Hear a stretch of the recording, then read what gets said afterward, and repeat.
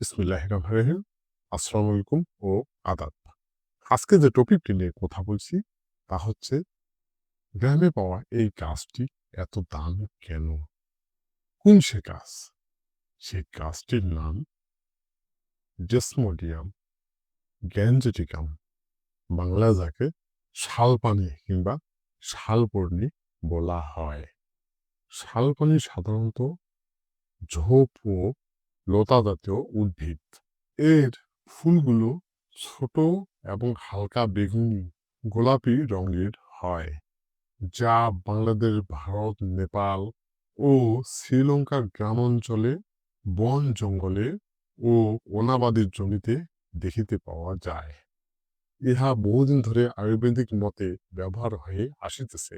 আয়ুর্বেদিক মতে ইহা প্রদাহনাশক, শক্তিবর্ধক, slow tonic, শ্বাসকষ্ট, কাশি, হাঁপানিতে উপকারী, স্নায়বিক দুর্বলতায় কাজ করে, শরীর ব্যথা ও জ্বর কমাতে ব্যবহার হয়ে থাকে। রক্ত পরিষ্কার হিসাবে ইহার সুনাম রয়েছে।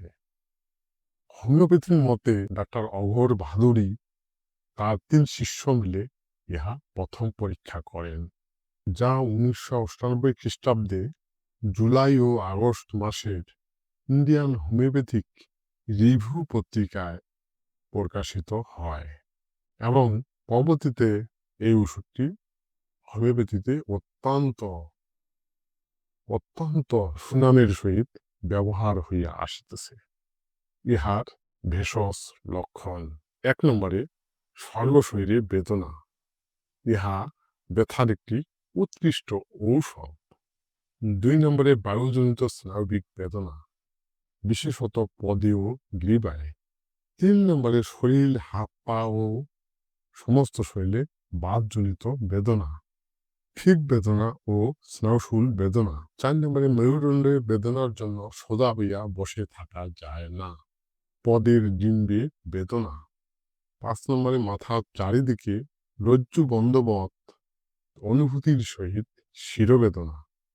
৬ নম্বরে মুখ, হস্তপদের চক্ষুতে জ্বালা এবং মুখমণ্ডলে আগুনের ন্যায় ঝলক বাহির হয়, সেই সাথে নিদ্রালুতা। ৭ নম্বরে পাকস্থলীতে স্নায়বিক বেদনা। উক্ত লক্ষণগুলো জ্বর সহ যে কোনো রোগের সহিত দেখিতে পাইলে ইহা ব্যবহার করিবেন এবং চমৎকার ফল পাওয়া যায়। ইহা দীর্ঘস্থায়ী দুর্বলতা, স্নায়বিক ক্লান্তি, জ্বর পরবর্তী দুর্বলতা ও শ্বাসতন্ত্রের সমস্যায় ব্যবহার হয় এবং সমান কার্যকরী। ইহা 2x, 3x, 6x ও 30 শক্তি অধিক কার্যকরী। আজ এ পর্যন্তই। আশা করি ডেসমোডিয়াম গ্যাঞ্জেটিকাম নামক ওষুধটিকে আপনারা ব্যবহার করবেন। আমি আবারও বলছি, যেখানে ব্যথা সেখানে ডেসমোডিয়াম গ্যাঞ্জেটিকাম। ডেসমোডিয়াম গ্যাঞ্জেটিকাম পরীক্ষাকালে ব্যথার বিরাট একটি অংশ নিয়ে কাজ করে, যা অন্য কোনো ওষুধে পাওয়া যায় না। তাই বাত ব্যথা বলেন, যে কোনো ব্যথায় ডেসমোডিয়াম গ্যাঞ্জেটিকামকে একবার পরীক্ষা করবেন। এই প্রত্যাশা রেখে আজ এ পর্যন্তই। আসসালামু আলাইকুম, আদাব।